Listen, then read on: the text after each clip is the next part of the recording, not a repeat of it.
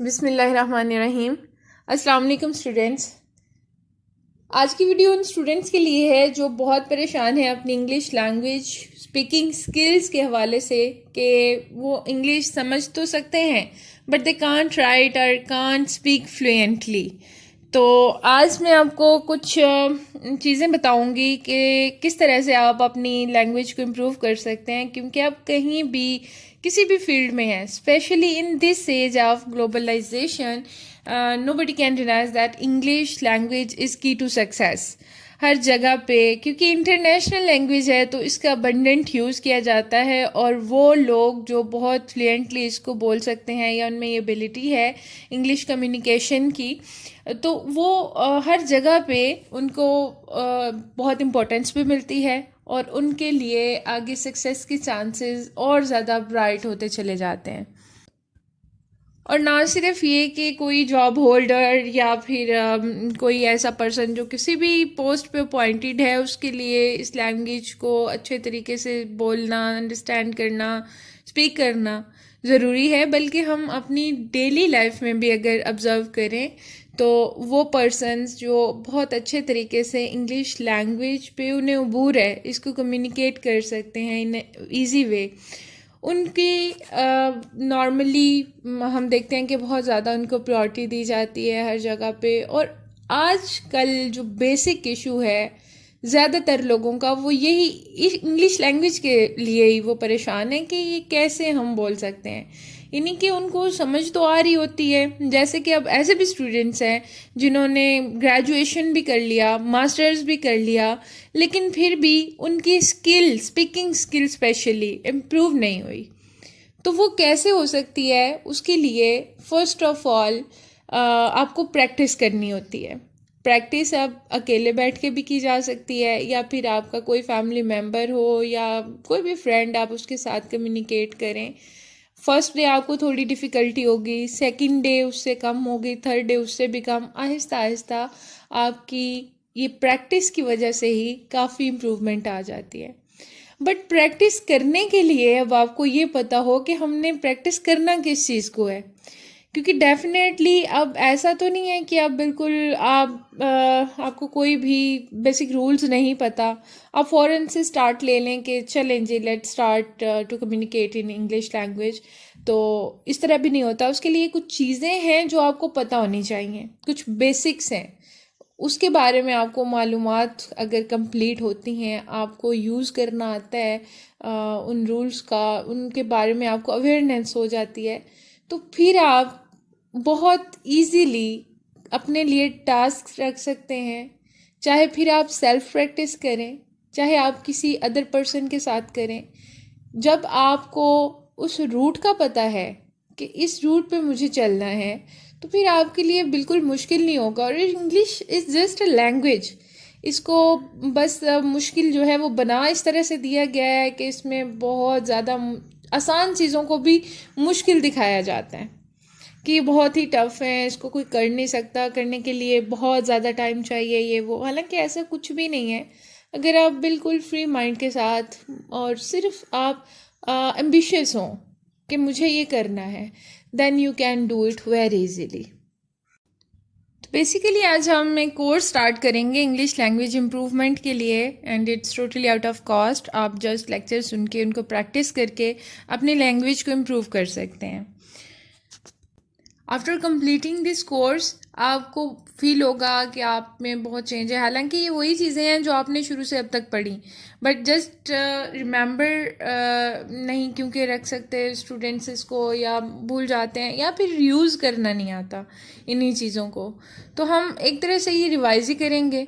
उसमें स्टार्ट हम कर रहे हैं टेंसेस से, और प्रैक्टिस इस तरह से कि जो भी टेंस आप डेली बेसिस पे कर रहे हैं या जो आपको करवाया जा रहा है, जो लेक्चर आप अटेंड कर रहे हैं, जैसे कि आज हम स्टार्ट करेंगे, हम फर्स्ट टेंस से स्टार्ट करेंगे। तो फर्स्ट टेंस की प्रैक्टिस आपने इस तरह से करनी है कि उसमें ही आपने अपनी थिंकिंग भी रखनी है। फिर कुछ पैराग्राफ्स कोशिश करें कि आप एक या दो पैराग्राफ उसी टेंस को फॉलो करते हुए, उसी में जो रूल्स हैं उसी के अकॉर्डिंग आप वो बना लें, यानी कि आपको उसको यूज़ करना आ जाए, आपके जहन में वो रूल्स बैठ जाएं कि वो क्या हैं।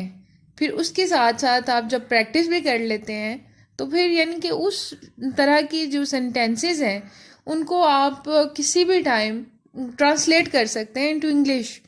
और सिर्फ फिर इशू रह जाता है स्पीकिंग को इम्प्रूव करने का, और स्पीकिंग तब भी होती है जब आपने राइटिंग प्रैक्टिस कर ली। तो नेक्स्ट स्टेप इज स्पीकिंग। तो स्पीक आप इंडिविजुअली भी, यानी जैसे बिल्कुल शुरू में बात हुई है ना कि आप खुद से भी कर सकते हैं, अपने आप के साथ प्रैक्टिस करें। अगर नहीं तो आप कोई फैमिली मेम्बर देख लें, उसके साथ बात करें, या कोई आपके सर्कल में, सोशल सर्कल में बहुत सारे फ्रेंड्स होते हैं जिसके साथ कि आप कम्युनिकेट कर सकते हैं। या जैसे सोशल मीडिया पे आप देखिए तो बहुत ज़्यादा अब तो प्लेटफॉर्म्स यहाँ पे ऐसे हैं कि आप कम्युनिकेट कर सकते हैं किसी भी पर्सन से। So in this way you can try to improve your speaking skills. Starting हमारी टेंसेस से होगी और फिर आहिस्ता आहिस्ता हम इसको ग्रेजुअली ले जाएंगे ग्रामेटिकल रूल्स तक। फिर उसके अंदर आप बहुत कुछ और सीख सकते हैं आहिस्ता आहिस्ता से। लेकिन ये है कि आप प्रैक्टिस के लिए कुछ आपको मैं सेंटेंसेस भी दूंगी। वो जो भी वीडियो होगी उसी में आपको बता दिया जाएगा कि ये सेंटेंसेस हैं। लास्ट पे आप उसकी प्रैक्टिस कर सकते हैं। प्रैक्टिस करने के बाद आप कमेंट सेक्शन में सबमिट करवा सकते हैं जो आपने ट्रांसलेट किया, जो आपका वर्क है डेली। और उसके अलावा आप अपने क्वेश्चंस या कोई भी एम्बैगिटीज़ होती हैं, लेक्चर में कुछ समझ नहीं आया, वो भी आप ड्रॉप कर सकते हैं अपनी क्यूरीज कमेंट बॉक्स में। और स्टार्ट हम ले रहे हैं टेंसेस से। So let's start a today's lesson. It's first lecture of this English language course और इसमें हम स्टार्ट ले रहे हैं टेंसेस से। अब हर स्टूडेंट को पता है कि there are 3 types of tenses. Number 1 is present tense, second is past tense and third one future tense.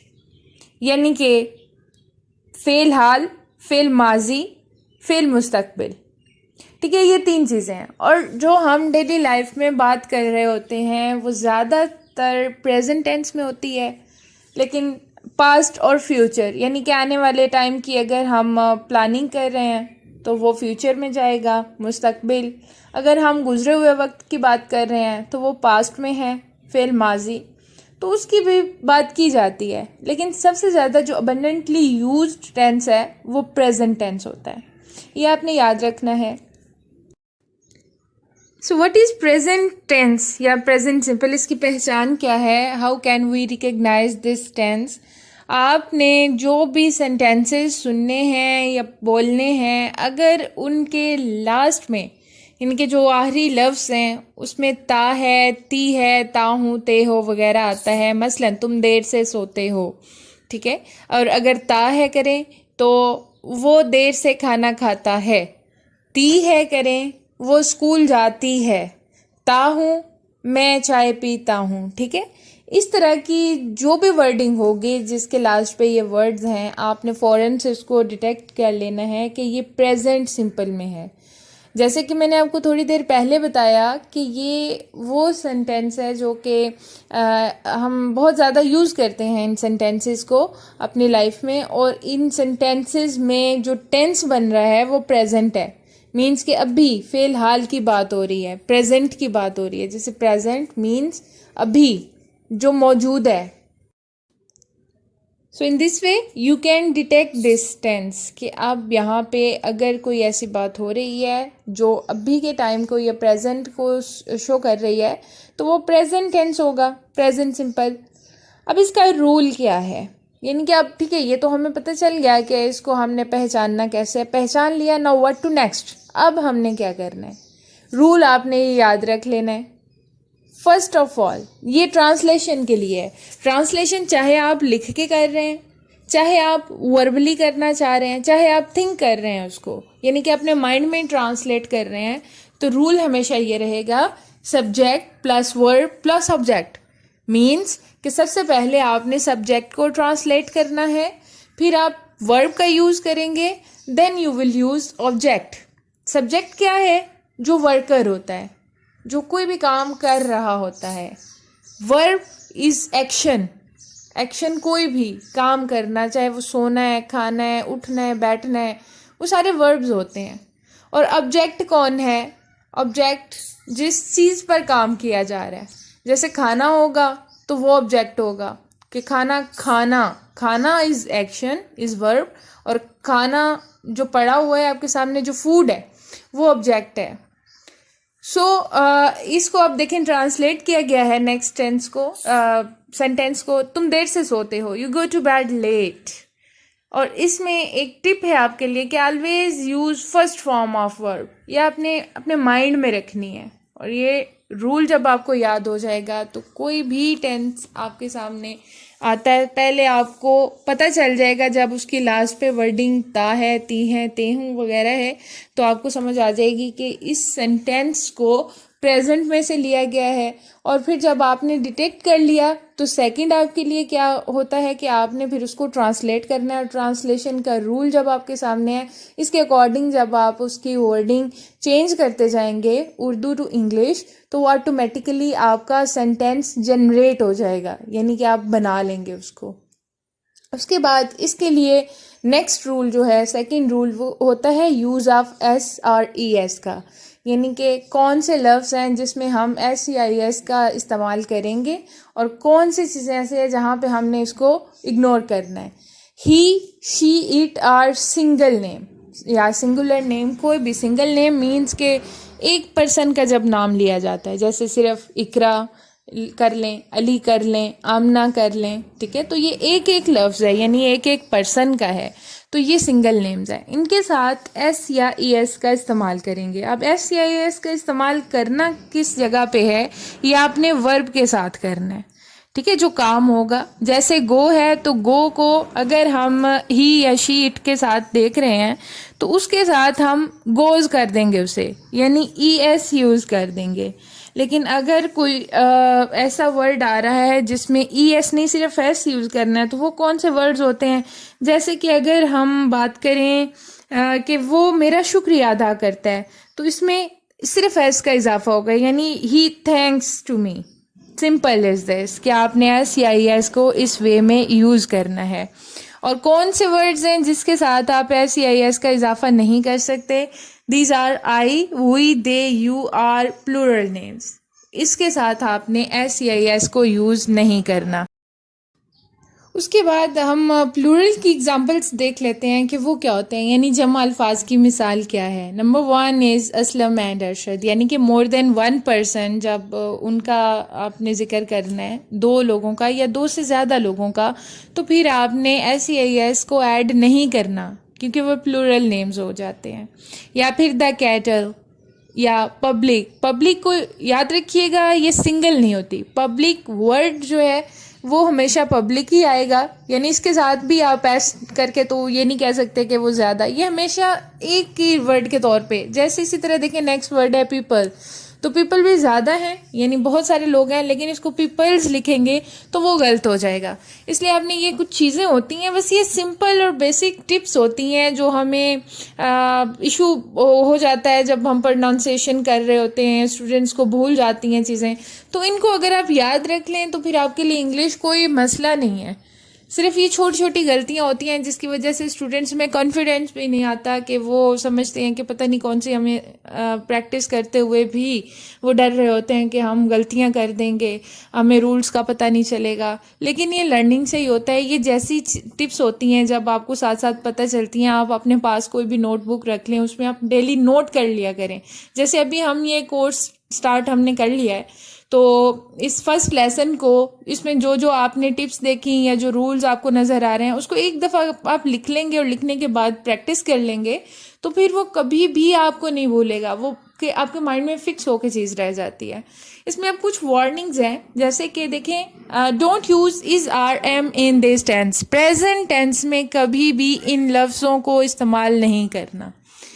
For example, यहाँ पे एग्ज़ाम्पल ये उन बिगनर्स के लिए है जिनको कोई आइडिया नहीं है इंग्लिश लैंग्वेज से से रिलेटेड कि क्या यूज़ करना होता है। जैसे कि आप देखें, हम सुबह जल्दी उठते हैं तो गलती क्या करते हैं स्टूडेंट्स, कि वो हैं को आर के मीनिंग्स में ले जाते हैं। यानी we are get up early in the morning, लेकिन ये गलत है, क्योंकि इस टेंस का थर्ड रूल ये है कि आपने इन वर्ड्स को यूज नहीं करना। तो आप क्या करेंगे, सिंपल सब्जेक्ट, वर्ब की फर्स्ट फॉर्म और फिर ऑब्जेक्ट, ये 3 चीजें आपने याद रखनी है। तो उसी तरह से आपने कर दिया, यानी we get up early in the morning. इसमें आप वो लफ्ज इस्तेमाल नहीं करेंगे आर, इज, एम या इस तरह के कोई भी हेल्पिंग वर्ब जो भी है आप उसको यूज नहीं करेंगे। So it is a present simple tense. Now I am giving you some sentences for practice. अगर कोई स्टूडेंट्स प्रैक्टिस करना चाहते हैं तो वो इन सेंटेंसेस यानी इन फिक्रों की कर सकते हैं। जैसे नंबर 1 पे आप कर लें, मैं हर रोज़ सुबह सैर को जाता हूँ। सेकंड आप कर लें, हम एक खुदा की इबादत करते हैं। हम अपना वक्त ज़ाया करते हैं। तुम घंटी बजाते हो। तुम रोते हो। हम अपना सामान बांधते हैं। लड़के अपने दोस्तों का मजाक उड़ाते हैं। तुम अपना वक्त फजूल बातों में ज़ाया करते हो। वो मुझे बहुत तंग करता है। डॉक्टर मरीज की नब्ज देखते हैं। मवेशी खेतों में चरते हैं। वो हर वक्त पढ़ती रहती है। 2 और 2 4 होते हैं। ठीक है, ये कुछ एग्जाम्पल्स हैं। तो आप इसकी अगर प्रैक्टिस करेंगे और आपको पता चल जाएगा कि how to translate these type of sentences, तब आप लिखने में भी आपको फील होगा कि आप बेटरली वर्ड को you can use.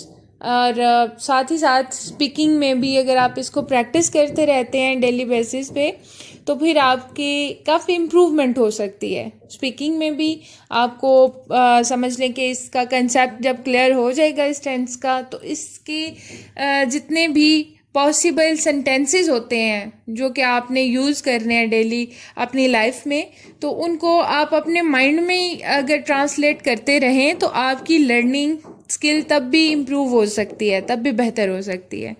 So it's end of our today's lesson. इंशाल्लाह नेक्स्ट लेक्चर में हम इसका रिमेनिंग पार्ट वो करेंगे। If any student wants to ask something, you can drop your queries into comment section.